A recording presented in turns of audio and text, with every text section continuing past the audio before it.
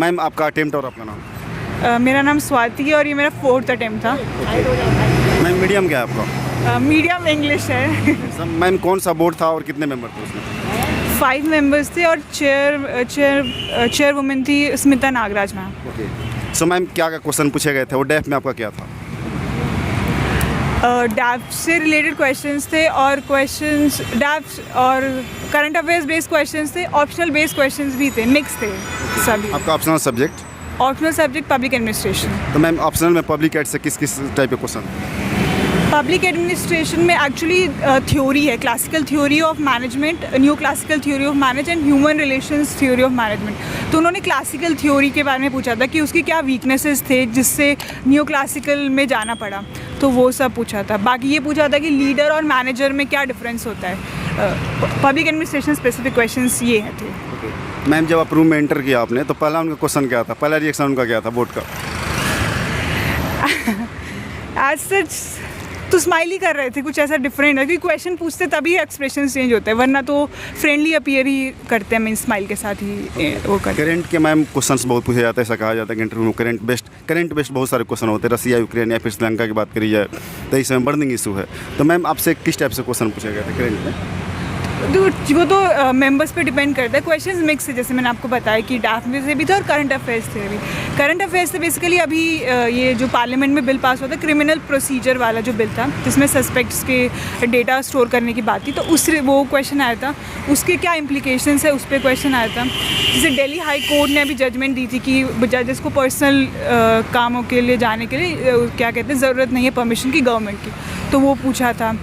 बाकी judicial activism पे questions था, उसको कैसे इम्प्रूव कर सकते हैं कि जुडिशरी को हमें उनकी पावर्स हमें दोबारा डिफ़ाइन करने की ज़रूरत है या नहीं है। मैम ऐसा कोई क्वेश्चन आपसे पूछा गया था जिसमें आप ब्लैंक हो गई हो, जैसे कि उटपटांग टाइप क्वेश्चन कहा जाए, उटपटांग मतलब कि लीक से हट के कुछ ऐसा क्वेश्चन था? हाँ, कुछ क्वेश्चंस है जो नहीं आते थे तो फिर मैंने उन्हें कहा कि सॉरी आई डोंट मंच। उन्होंने लीडरशिप के बारे में पूछा था, लेवल 5 लीडरशिप, तो वो मुझे नहीं पता थी। बाकी एक दो क्वेश्चंस और थे, जैसे कि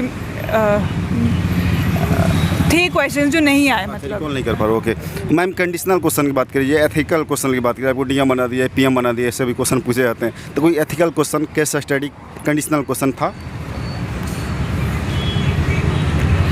ऐसे एथिकल नहीं था, पर ये था कि सपोज़ आप को टीम मिली है, आप लीडर हो उस टीम के, तो फिर आप कैसे काम करोगे, ये था बेसिकली।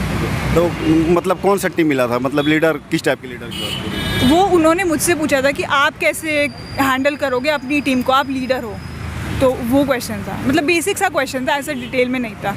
तो वही था कि मैंने यही कहा था कि मतलब मोटिवेटेड रखो को, सब जो अच्छा काम करे उसे इंसेंटिवाइज़ करो, जो बुरा करे उसे डिसइंसेंटिवाइज़ करो, ताकि वो ट्रैक पे आ जाए और ढंग से काम करो। क्योंकि यही है ना कि एडमिनिस्ट्रेशन में कलेक्टिव एफर्ट, टीम एफर्ट से ही चीज़ें सक्सेसफुल हो सकती है, अकेले से नहीं हो सकती।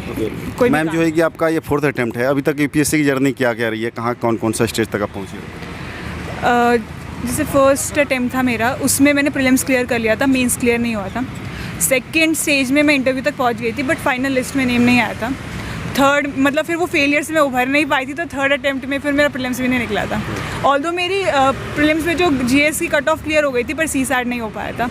फिर ये मेरा 4th अटेम्प्ट है और इंटरव्यू है। मैम आपका एकेडमिक क्या रहा है, एकेडमिक में आप कितने स्ट्रॉन्ग थे, कितने इंटेलिजेंट थे?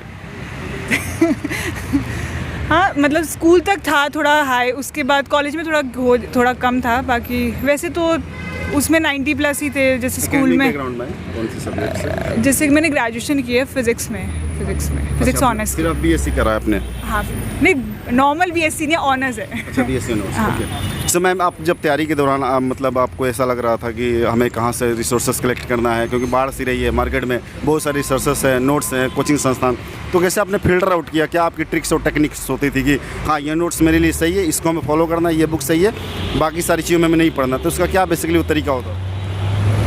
जैसे मेरा तो ये हो गया ना, काफ़ी टाइम हो गया प्रिपरेशन में, तो ओवर ऑफ टाइम क्योंकि हम बहुत सारी चीज़ें रेफ़र कर रहे होते हैं, क्योंकि काफ़ी टाइम हो जाता है, तो फिर सिलेक्शन हो ही जाता है। पर ये है कि आज मैंने इसे नोटिस किया कि हर कोचिंग में ना मटेरियल सेम ही रहता है, मीन्स ज़्यादा ऊपर नीचे नहीं होता। बस ये सिलेक्ट करो, कोई भी एक सिलेक्ट करो और उस पर स्टिक करो, कोई भी मटेरियल हो, क्योंकि सेम रहता ही है कंटेंट, कोई भी चाहे करंट अफेयर्स मैगजीन्स ही ले लो किसी भी इंस्टीट्यूट की, मोर और लेस कंटेंट सेम है।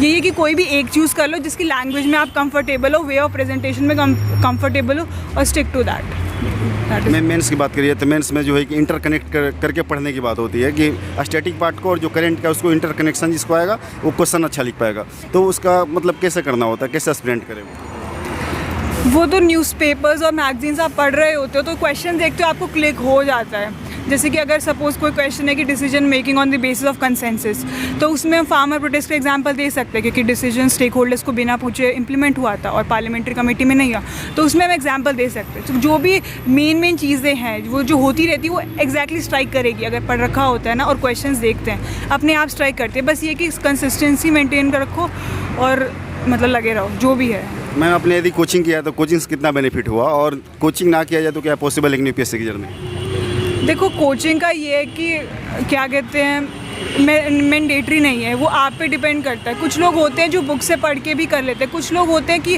हमें पहले कोई पढ़ाए तो फिर हम बुक्स पढ़ेंगे तो हम ज़्यादा अच्छी तरह ग्रास्प कर पाएंगे।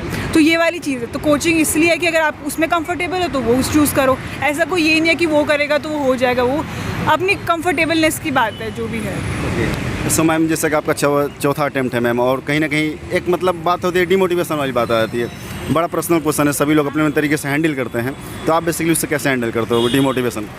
हाँ, डिमोटिवेशन तो हो जाता है क्योंकि बहुत सारी चीज़ें आसपास चल रही होती है, उसका इम्पैक्ट आप पे होता है। आप देखते हो कि मतलब आपने काफ़ी ईयर्स दे रखे हैं अपने, बट स्टिल रिजल्ट्स नहीं आ रहे। उस टाइम ये होता है कि आपको कोई सपोर्ट के लिए चाहिए होता है, चाहे फैमिली हो या फ्रेंड्स हो। तो मेरे केस में तो फैमिली है कि उनको कभी कभी ये होता है कि आपको खुद पे ट्रस्ट नहीं होता। जैसे मेरा हुआ था कि सेकंड अटेम्प्ट के बाद, जैसे जब इंटरव्यू फेल किया था, मतलब जो फाइनल में, तो मेरा हो गया था कि मतलब कॉन्फिडेंस लूज़ हो जाता था, ट्रस्ट अपने ऊपर नहीं रहता। तो उस टाइम फैमिली था कि उनको आप पे ट्रस्ट था कि हो जाएगा अगर लगे रहोगे जो भी है। तो कोई ना कोई ज़रूरी है जिससे आप बात कर सको ताकि आपका दिल हल्का हो जाए। तो that is very important.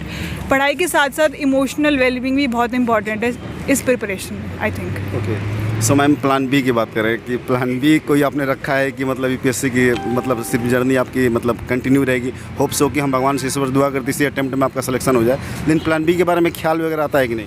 Actually ये मेरा लास्ट ईयर अटेम्प्ट है क्योंकि ये होता है ना कि बहुत टाइम से आप पढ़ रहे हो, एक हो जाता है, एक एग्जॉशन हो जाता है, लिमिट्स हो जाती है। तो आई थिंक मेरी लिमिट्स तो आ गई है।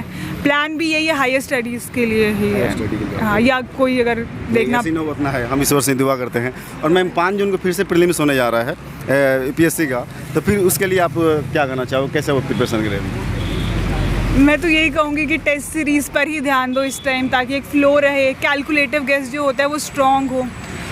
वही है कि प्रीलिम्स में ये है कि ज़्यादा से ज़्यादा इन्फॉर्मेशन गैदर करने का टाइम है। प्रीलिम्स का ये होता है, मेंस में तो हमें पता रहता है कि कुछ चीज़ें पता रहती है मेंस में कि ये आ सकती है। प्रीलिम्स में होता है अनएक्सपेक्टेड चीज़ें आती हैं, तो उसमें इन्फॉर्मेशन होनी चाहिए जो एलिमिनेशन मेथड में यूज़ कर सके। बाकी ये टेस्ट सीरीज़ के जो स्कोर्स आते हैं उससे डिसहार्टेड ना हो, तो वही है। Thank you so much ma'am, wish कि आप इस बार सेलेक्ट हो, आपका फाइनलिस्ट बनाएं। थैंक